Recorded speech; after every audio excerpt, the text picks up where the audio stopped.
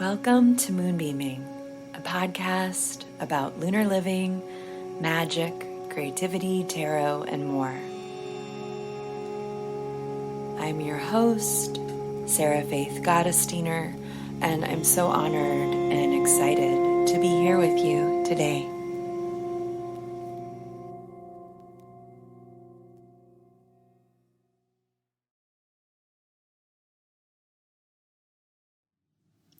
Hello and welcome back. I'm so happy to be here with you now. We've got a really special episode today. This is an episode of all the channeled themes of 2022. Yeah, we're going to go there. We're going to do it. First, there are only a few announcements I need to make. And the first is we have our second workshop of the year. Can you believe? It is with Blanca Villalobos, and it is called Dream Embodiment, Ritual Making Through Art. It is this Sunday, January 23rd. I cannot wait.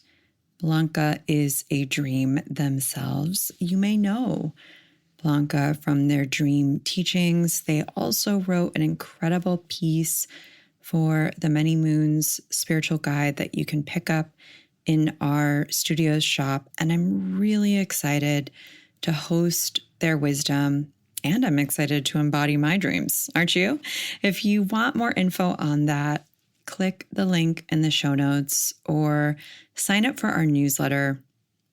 A little disclaimer here. In general, our hosted workshops, when someone else is teaching, we don't sell the replays.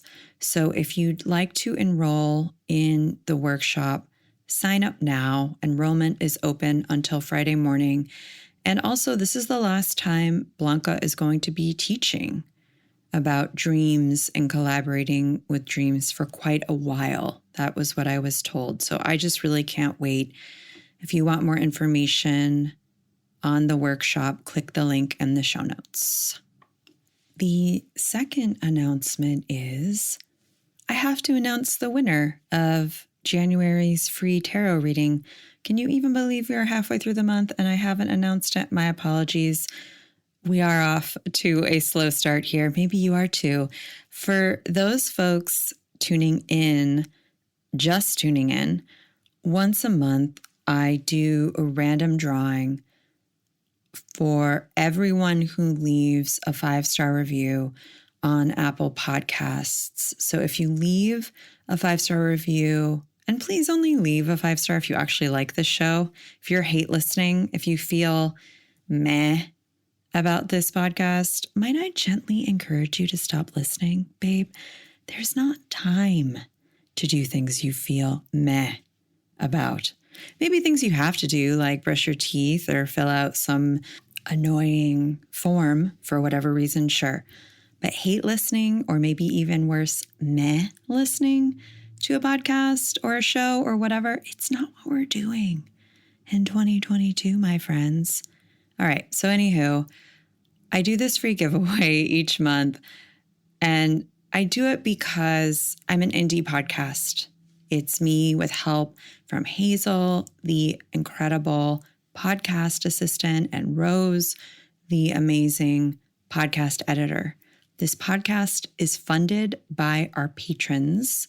Once in a while, we do ads and sponsorships.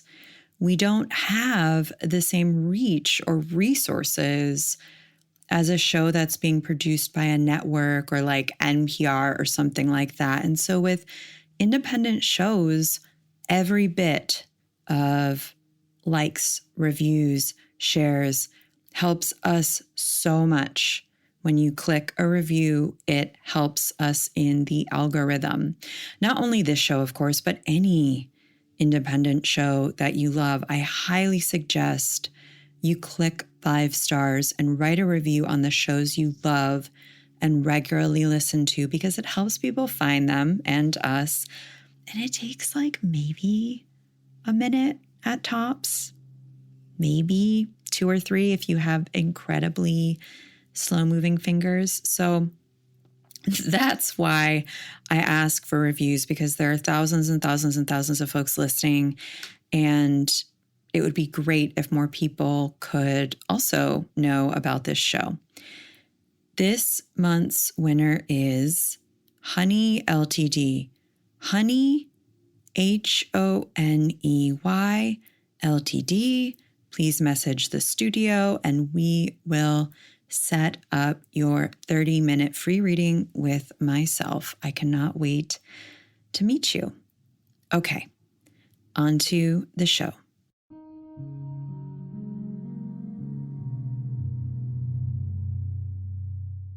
Every year, I channel themes for the year. If you'd like to listen to last year's, it was episode 15, Themes of 2021. And in 2022, there are a lot of themes. So many, in fact, I can't go into depth with all of them. There are 11 total. So I've broken them up, and today I'm going to share all of them, but the rest I've picked to go in depth around on my Lovers Workshop that I just did. I've shared the themes that are resonant with the card. Some of the themes channeled felt really related to this card. So in the Lovers Workshop, if you haven't bought the replay, you can do so, where I go into depth and like you get a total Lovers card experience from me, the tarot nerd over here. Okay. So if you want to delve into all the themes, listen here, then get the workshop. It will help you navigate this year. The themes are already helping me, to be honest. The thing I noticed, other than there being a lot of themes, is that the messaging with these themes is nuance and complexity. There were layers for each theme. And so I encourage you to take that in a meta kind of way for the entire year and your experience of the year. We must get more nuanced and accept more complexity in order to gain more clarity and compassion. Think about the roles of complexity and nuance and how that might apply to you personally in your own life and how that may help and support you. Okay, so let's begin. The first theme I want to present is absolutely directly related to the Lovers card. The first theme is choice. Having choices, using choice, making different choices. So many of us have gotten feeling choiceless in some ways over the last few years or even before. And that's normal and that's okay. It makes sense that whatever has happened or not happened for you, to you, for your dreams, to your dreams, it makes sense that all we've lost and grappled with would leave us feeling like some of our choices have been altered forever or are diminished or we don't have as many. And also, gentle listener, that's not the whole truth. This is a year to recover your ability to choose in whatever capacity you can. Start small. How are you breathing? Are you breathing from your belly? Start small. Do you know how to regulate your nervous system? That's actually huge. That's not small at all. Most likely, you have a lot more choice than what you're seeing and believing. And the ask is to utilize choice on a larger scale for yourself, your life, and also in the micro moments. When something happens in your life that derails you, ask yourself, what choices do I have now?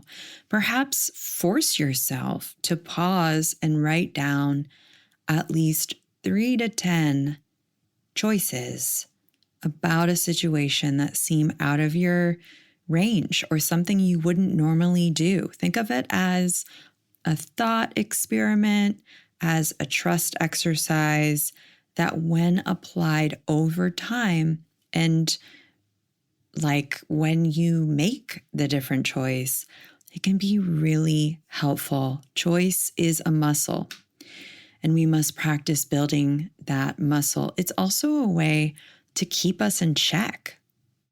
When you are about to get snappy with a friend, when you are about to spout off on an unknown person on the internet, you can ask yourself, okay, I am making this choice. How do I feel about it? Is this choice helping me? Is this choice draining my energy? Is it worth my time and energy? Maybe you make a different choice. Maybe you do get a little snappy, or maybe you do spout off. But when you bring that consciousness, when you're saying, okay, I'm making this choice, you bring a little bit of that awareness, we can start shifting things. Within that, we've got other people's choices. Can you let other people make their choices when it is appropriate? Who gets to have more choices and why? Who gets to make decisions about other people's health, bodies, gender, education, privilege, and on and on and on? Because all of us are making certain particular choices, which again are informed by a lot of complexity and a lot of nuance. There are some things you don't have choices about. And try accepting that and pivot to what you do have choice about. With yourself and your choices, start where you can. If you need to start internally, that's what you're doing. If you need to start externally, that's what you're doing. We all probably have to do both, right? And this leads me to the next theme, which is action. The strong message from my guides was, you know what to do. It's time to take action. Maybe things felt so choiceless and out of your control that you had to delay some things. But there is a sense that you have the answers you need around some specific larger things having to do with your life, and you've got to make some moves. That thought you keep having, maybe I need to wake up earlier and go on a walk. Do it. That thought, that impulse, especially the reoccurring ones, the ones you think every day, to be very clear, that are not intrusive, that are not your ego, that it's not your anxiety, it's your intuition. You're like, okay, yes, I know I have to do this from a peaceful, grounded, heart-centered space, not an urgent space, not an anxiety-filled space. I want to be really clear about that, right? But those thoughts you keep having, take action in whatever capacity you can. They're saying you do have the information you need. You know on some level what to do, especially around larger storylines and longer arcs in your life having to do with long-term futures. Like, what are you ready to heal? What survival or thriving skills do you have to learn? What kind of relationships must you tend to? What communities do you want to be part of? And within all that, What patterns do you have to break in order to begin these different story arcs? It's about taking action where you can, when you can, as much as you can. What do you want to do? What is most important for you to take action around? The more you take action, the more things are going to flow, the more you're going to be ignited, the more you're going to get to that next breadcrumb. And I know this is a basic, simple idea, just like choice, but some of us have forgotten about it. We've forgotten to really connect with it and utilize it because we've been doing things we don't want to do or not taking action around certain desires or joys or bigger goals that we can forget about it. It just reminded me that part of the reason why I still read self-help and do affirmations and engage in all this stuff is so I don't forget. So I don't forget that I can change and I can grow and that energy work is real and intentions are real and reprogramming is available. Because we live in a world where people want us to forget. They are betting on us forgetting. They are banking on us forgetting certain things. So taking action could be reading encouraging books, cultivating positive friendships, instating things in your everyday that help you remember there's still choice to inspire you to take action. Some folks listening now will still feel like they don't know, or feel so defeated or exhausted or unclear, or are grieving, have really been turned upside down. And the advice for them around taking action is rest is an action. Not shoulding yourself or putting pressure on yourself unnecessarily. That's an action. Please, if you need to do the bare minimum and just rest and regroup, do that. Maybe the first couple months of this year, you're resting. You're doing a lot less.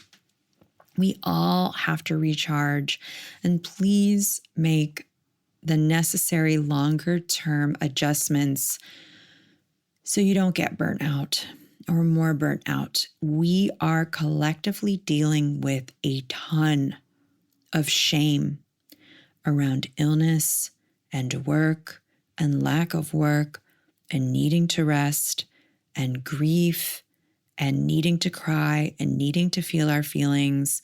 And we've got to rest and we've got to cry and we've got to uncouple our identity from what we do, and we've got to exclaim WTF, and we've got to learn new skill sets and strike and unionize and reprogram and find our people.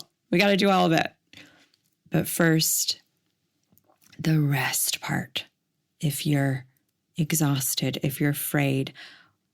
At this part, the guides laughed and they said, the screens, they'll still be there. There'll still be work. There'll still be things to do. And if you are afraid, if you literally can't, if you can't rest because of income stuff, lack of income stuff, they say, reach out for help, ask for help. This is another lesson we are all going to be learning this year. We're learning how to receive. And this flows into another theme. That is the theme of rebalance. I don't have to talk about how rough it's been. We also know that it's going to continue to be rough. We know that the pandemic is going to be here this year. It's not going to go away. It might taper off in some ways for some people, but it's not going to, in quote, end. We had so much stuff come up last year with regards to the fabric, the very structures of our lives and our belief systems. And now we've got to place some energy and attention on rebalancing, on moving towards rebalancing. What does balance look like for you now? What were you so consumed with or turned upside down around last year that maybe it's time to focus on something else for a bit? We've got to rebalance. I discussed more on this theme in the Lovers Workshop, so I'm going to move right along to the next one here. This is a great one. I think this one's really going to resonate for a lot of folks. Define success for yourself. New definitions of success. This is huge. This is the year to drop any ideas that aren't yours, or expectations or pressures that are false around what success is. Success is so much more than we have been taught. It exists outside of age, societal markers, what our family told us, or what someone we don't even know on the internet is doing. Defining success is going to be key this year. And they're also saying check in month to month, day to day on what this is for you. It's going to be so personal. Maybe it's being able to take 2 naps a day without guilt or feeling like you're, in quote, getting behind or something. Maybe it's learning about the birds in your neighborhood or advocating for yourself more in certain relationships, or finally quitting something that drains you. What we've been taught success is in the West has often come at detriment to our humanity, the planet, our souls. Look where it's gotten us collectively.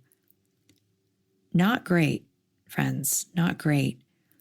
Of course, I'm talking about these ideas of success that have to do with accumulation, hierarchies, capitalism, urgency, violence, all of that jazz, of course. Not like becoming a kinder person or helping other people. Like, you know what I'm getting at. Okay, I just want to clarify. We can get rid of the definitions that don't fit us anymore. There's most likely a lot of messages you're carrying about what success is and who it's for, and we can explore what it feels like to let go of some of these, or maybe even all of these this year. More and more, we're learning that these particular kinds of quote unquote successes does not lead to less suffering. Sometimes it leads to more pain, more harm. More and more, we're learning to not chase certain carrots, to not listen to certain so-called experts trying to sell us certain things. You know, for my Patreon subscribers, I did a really personal episode on a sliver of what I have witnessed and experienced in the so-called wellness and witch worlds. You know, what I've dealt with firsthand from some of your, known so-called wellness practitioners and witches. And, some of those folks might look successful, but behind the scenes, or the ways they've earned, in quote, or gained that success through unethical means, it looks really different. They might not be happy. They might not be super well or super healthy, right? And that feeds into another theme that I'll get into later. It's time to stop comparing ourselves to others. It's time to stop comparing ourselves to who we were 3 years ago.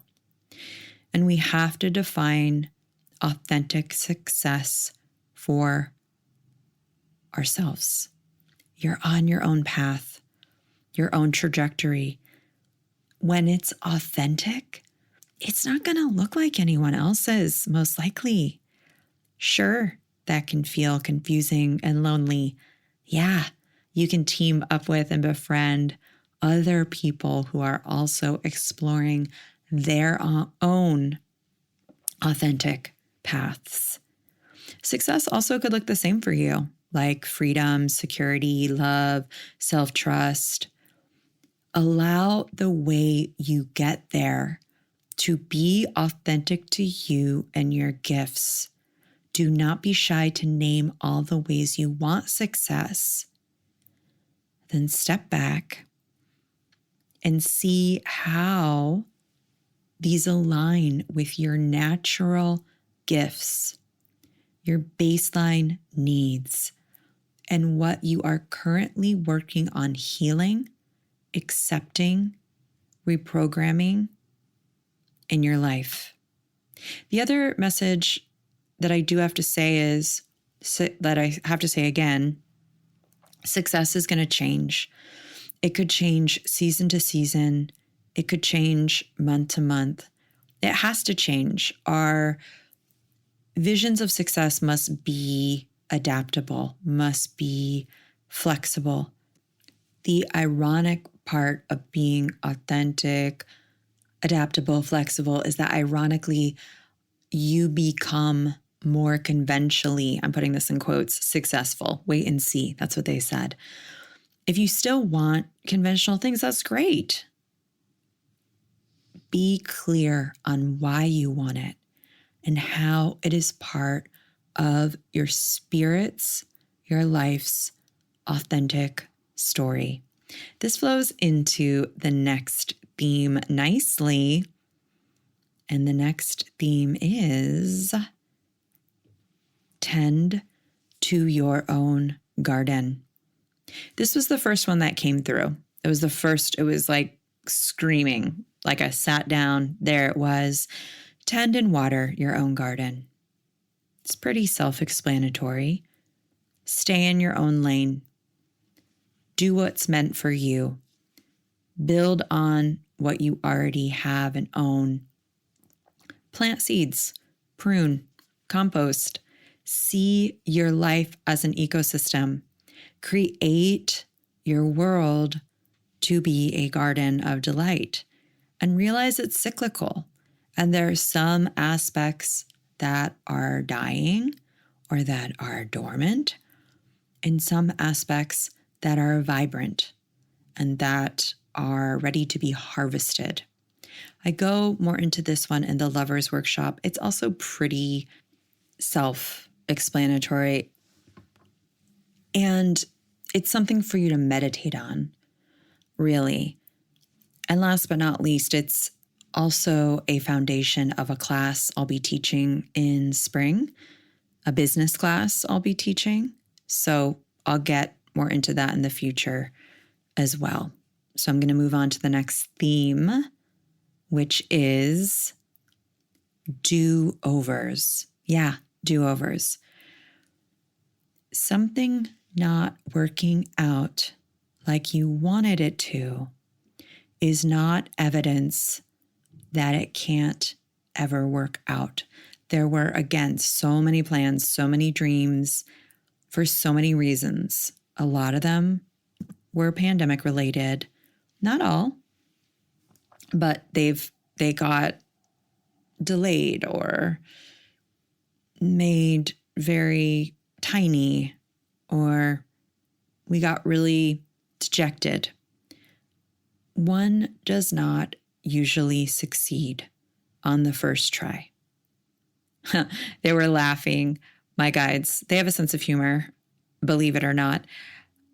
They were saying, what makes you think you're so special that the first time you try to do something, it's going to be this blazing success? Sometimes, yeah, beginner's luck. It's a real thing. It's about the process. It's about not seeing things as a means to an end anyway. This is a year full of potential do-overs. Again, this is nuanced once I started downloading more about it. There's the do-over, like, well, I was trying to have a baby and for whatever reason that didn't happen. And if you still want to try for that, 2022 is a time to try again. There's also this other meaning to this theme, which is literally do it over. Do it over and over and over again. In other words, practice. Some of these do-overs require a lot of doing over and over and over. Maybe that's why you started and stopped before. Maybe it felt too hard or you got bored. Find a way to make it light and keep it interesting. A subtext of this theme that came through, it's related, is changed minds. You can change your mind. It doesn't make you bad or good or anything. We're meant to change. That includes holding space for others who are changing. Their changing might trigger us, might make us jealous. Our changing might trigger other people, might make them jealous. Their changing might make us distrustful. There could be someone who really hurt you this year coming back and apologizing. Now, we all know that changed behavior over time is the apology. And also, if it's appropriate, can you make space for other people in your life to change? And maybe not have that process of change be as fast as you need it to be on your schedule. Can you hold space for your change to take more time or less time than you maybe had expected? Change your mind, attempt some do-overs, practice doing it over and over, and stay flexible. This sentiment flows into the next theme, which is other ways of seeing, other ways of knowing. When you change your mind, possibilities open up, worlds open up. If you've learned to discern, to interpret through one sense, one modality, maybe it's time to try another. There are so many different worlds and paradigms out there you haven't yet explored. You don't have to leave your house to explore them. It's not either or, it's both and. You don't have to leave your tried and true behind either. There are ways that you can see, that you can deduce, that you've been ignoring. It could be a form of intuition. Again, it could be a different modality. For all you sensitives, intuitives, and psychics, your gifts could be changing. Do not be alarmed. Explore other ways to connect. Connections will come from the unexpected. An example, just to share what I'm talking about. Perhaps you get a book on healing herbs from your specific ancestry, and you read it and you start working with an herb, and over time, that connection grants you some wisdom about some other totally unrelated quandary you had. That's what I mean. It all began when you decided to open up a book and let Rosemary talk to you. Maybe through dreams, maybe in meditations, maybe through drawings. The ways in which you were taught could be updated or perhaps shattered. Maybe you knew for certain from certain books or media or teachers. Maybe things you at one time knew for sure about, well, you realize you didn't know the full story. Explore other ways of knowing. Research different fields that seem interesting to you.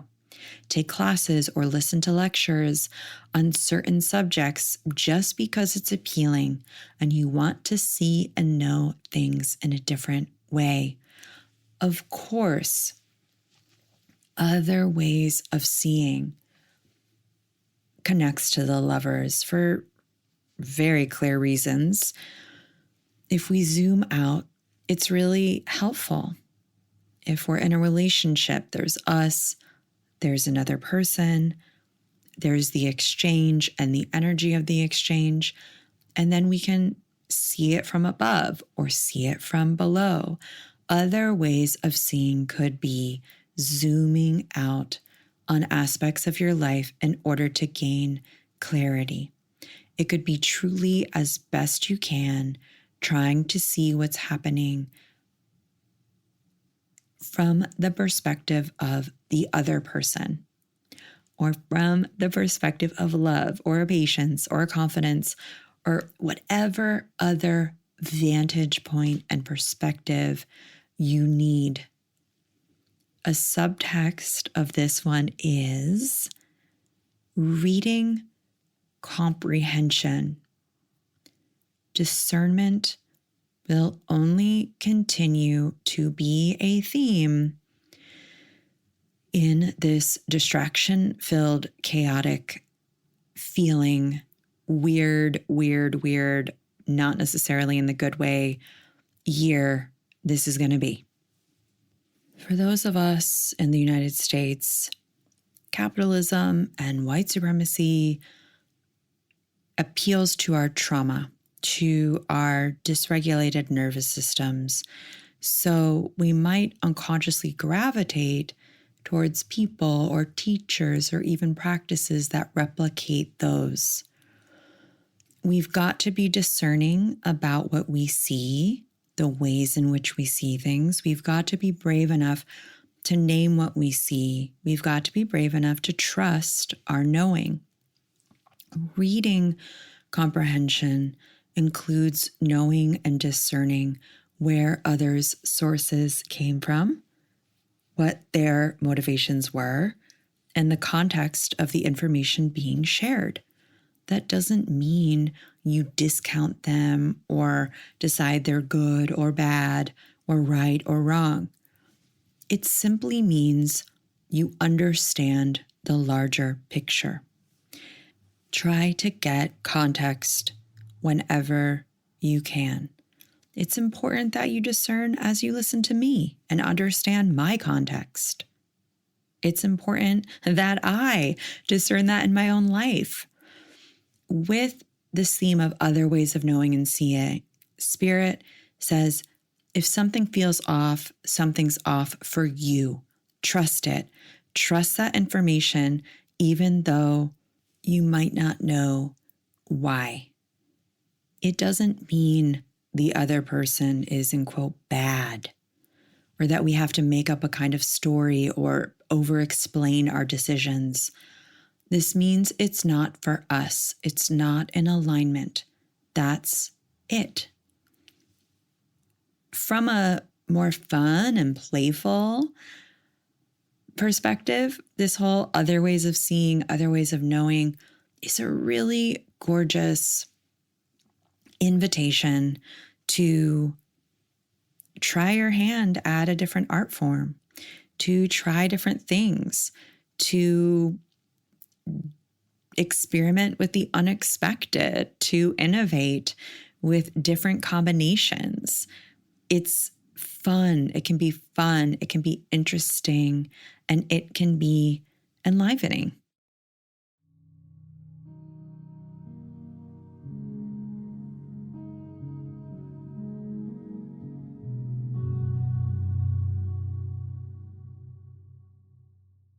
The next theme is, and you knew I was going to say this theme. Relationship. Relationships are going to be highlighted from the micro to the macro. I covered this in the Lovers Workshop, so I'm not going to delve into it now. A few good practices to do this year is to take a relationship inventory. That's one of them. Another is to reflect upon your relationships. Are you actually in relationship with so-and-so or your practice? Or is there a power dynamic there? What about with your dreams? your intuition, your magical practice, your creative practice? Are you taking the time to listen and to be in dialogue with your beliefs, your people, so on and so forth? Are you letting yourself be changed, which is this hallmark of relationship? Or are you treating others in transactional ways? Where are you treating yourself in transactional ways? What are the overall qualities of your relationships, and where can you take accountability or action, right? If that quality needs to shift or change. There's a subheading with this one also that is masks and mirrors. And I go into that more in the workshop. Okay. Thanks, y'all, for still being here. We're rounding the corner. We're rounding the bend.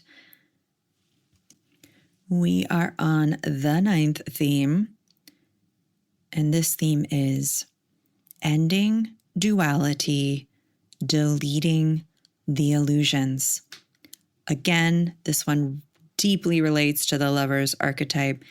I go more into it in the workshop, so for time's sake, I won't go deep. This has to do with the law of 3, the law of 1. In other words, let's drop the binaries, shall we?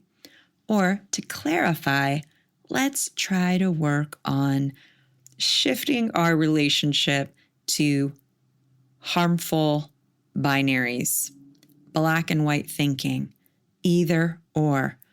When I'm blank, then I'll be blank. All of these things. Everything is more complex and more nuanced than that. The gentle suggestion is that duality totally exists, and there is polarity. This exists.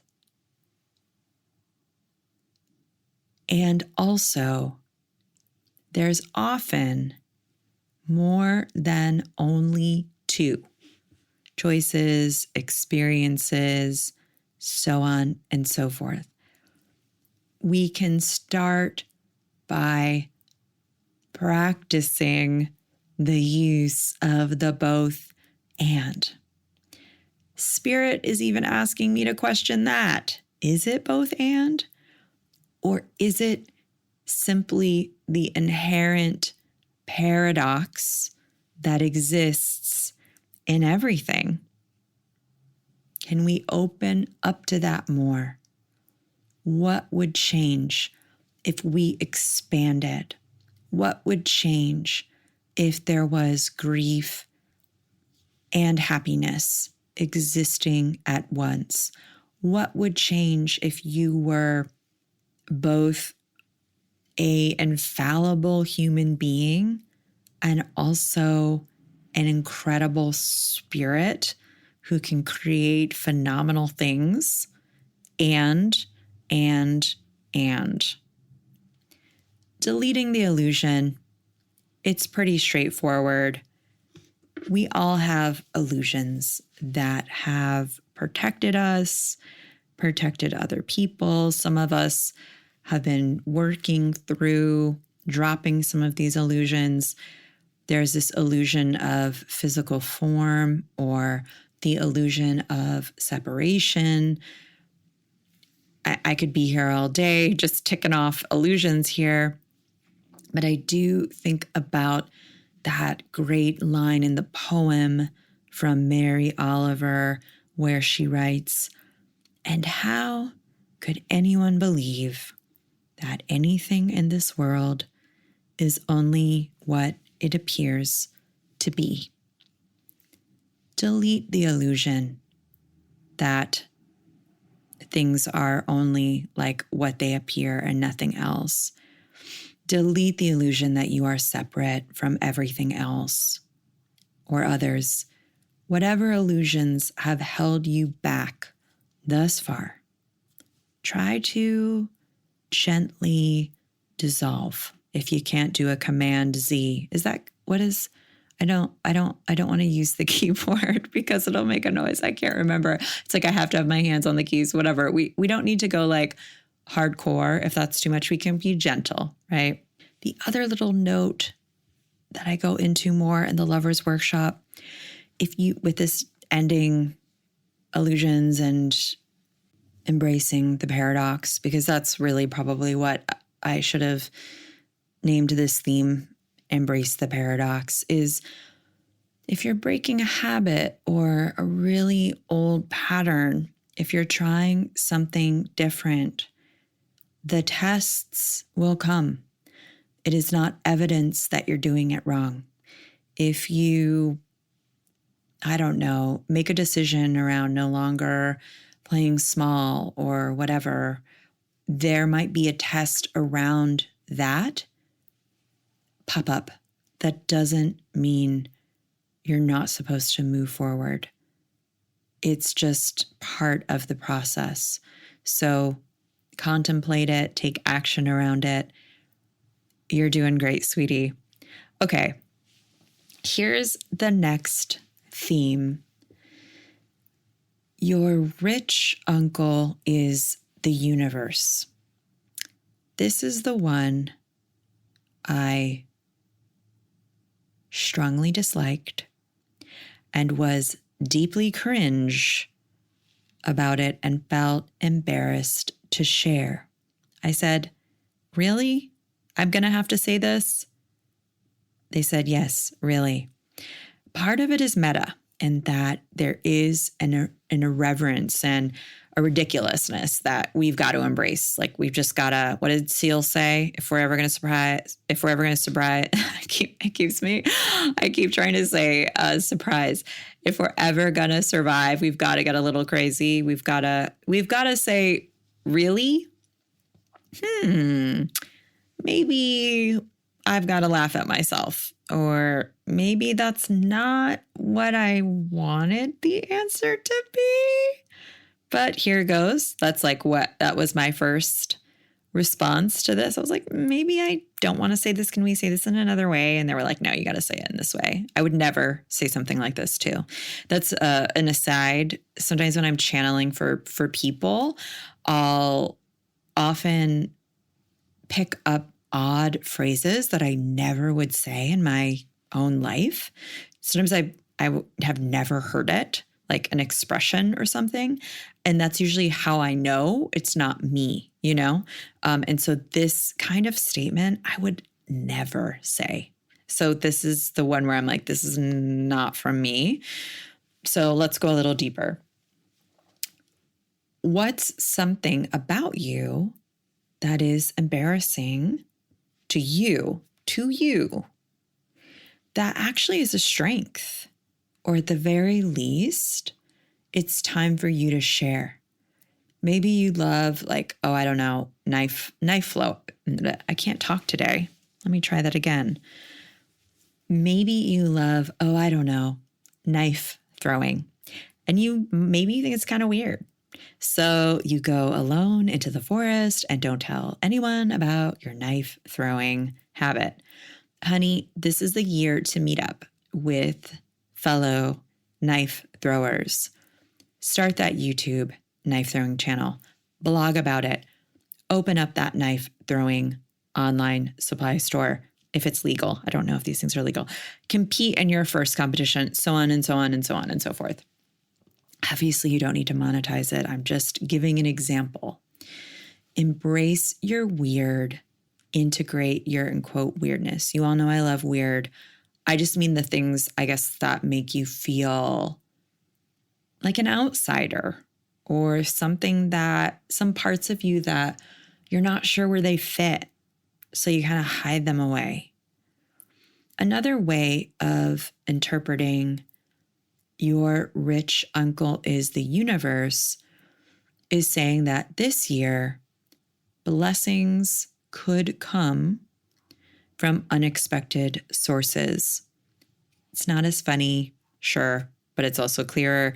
A part of it is about being open to receive unexpected blessings. Maybe you thought some opportunity would come in one way, and you're so set on it coming from that one person or that one place or in this one way, AKA the rich uncle, that you don't see it coming in another way. Remember, changing your mind, doing over, deleting illusions, embracing paradox, seeing and knowing in these different ways. Do you understand how all of these are flowing together to help contribute to our growth and our transformation? Yeah. I mean, I'm not known for my succinctness. Never will be, and neither are my guides. Okay. So I'm so grateful for you to be bearing with us. Your rich uncle is the universe, is also this message about abundance, not being solely material. We know this, not only being about money. True prosperity includes money, but it's much greater than that. It's so much more than that. It's about connection and quality relationships and pleasure and spirituality and sustainability and service and tending to the earth and helping save the planet more than ever before. I totally understand more than ever due to the mass disabling event that the pandemic has become, coupled with the tragic lack of support from our government. More and more folks are in precarious situations. I am not on any level downplaying that. And believe me, I know that this kind of stuff can feel condescending and super privileged and maybe even inappropriate to bring up. Hopefully some part of this will land for you. It's totally okay if it doesn't. Not all of these messages are for everyone. And I think that's one of the reasons too why I cringed when I got this message, because it feels so out of touch to be talking about abundance during these times of basic survival for so many. And also, I believe that there are other possibilities in other worlds where everyone is cared for, where there's universal healthcare, where everyone has care and a warm place and food. So maybe that rich uncle part is also us, the universe, caring for one another, the collective caring for one another. Maybe there's a message here about not waiting for someone else to save us, not waiting for the rich uncle to save us, but to save one another as we tap into the inherent possibilities of the universe. So be open to the unexpected. Begin widening your perspective to connect to abundance that wants to flow in different ways for you. When you ask for help, be open to receiving it from unexpected sources. And let's keep having these conversations about creating new worlds and listening and supporting and taking action to support those who have been doing this work for a really long time.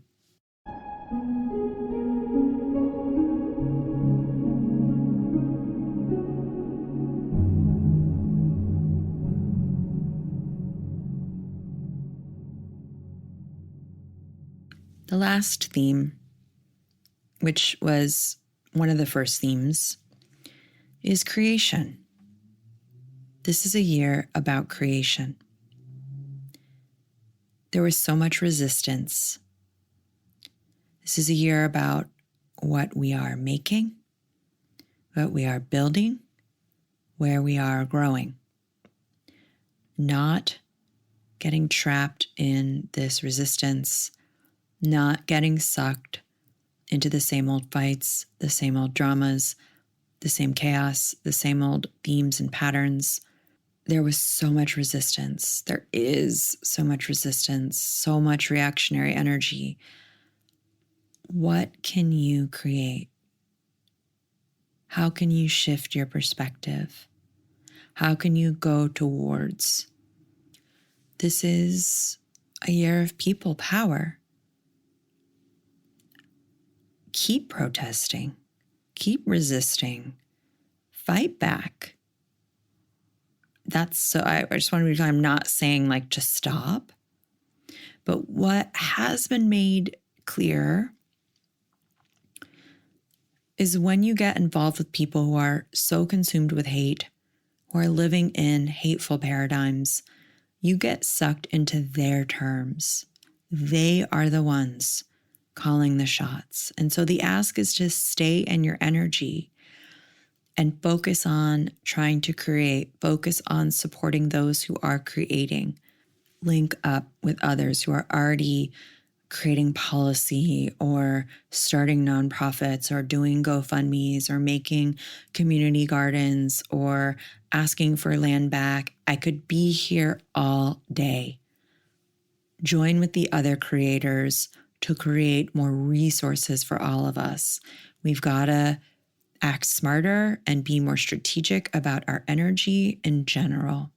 And arguing with someone who's racist, consumed with hate, it's taking away energy for you to come up with solutions in your own life and for the collective. When you get into despair, be in despair if you need to grieve. There's a lot to grieve. And also, what can you create for you in that moment to still be held and seen and nourished? Is it drinking tea, reaching out to someone, stretching? How can you hold yourself in your grief so that your grief brings you into greater compassion and intimacy with yourself? There are some of y'all listening who are empaths, who are so sensitive, who are deeply caring and compassionate people who might take on the energy of the suffering of the world to the extent that it harms you. And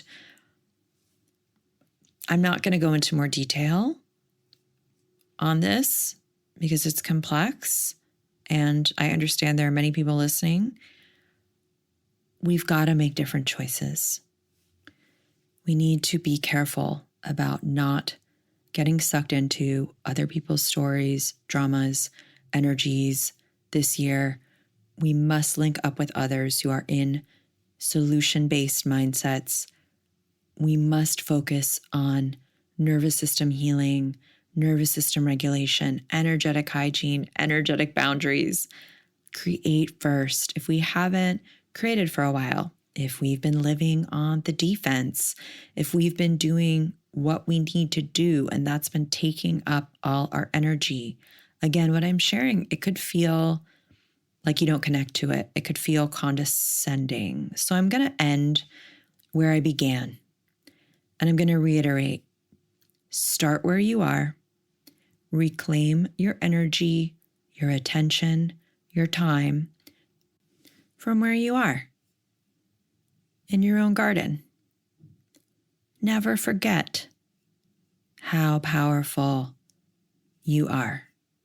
Remember, you are amazing.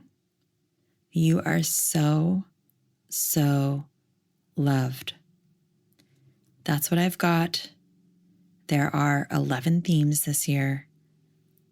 Take the 2 to 3 that make sense to you. See how you can collaborate with them. See where they show up in your life and how they might facilitate certain processes of transformation. Use your discernment. Play around. Channel your own themes. Please. Love to hear what they are. Okay, thanks for being here. I know this was a long one. It just all felt really relevant. It is always a pleasure to be here with you. Thank you so much for listening. Let's make it a great year. Moonbeaming is brought to you by The Moon Studio. It is created and hosted by me, Sarah Faith Gottesdiener. Additional assistance is provided by Hazel Frew. Sound art is by Will Owen. And the show is supported by the Moon Studios Patreon. Thanks so much for your support.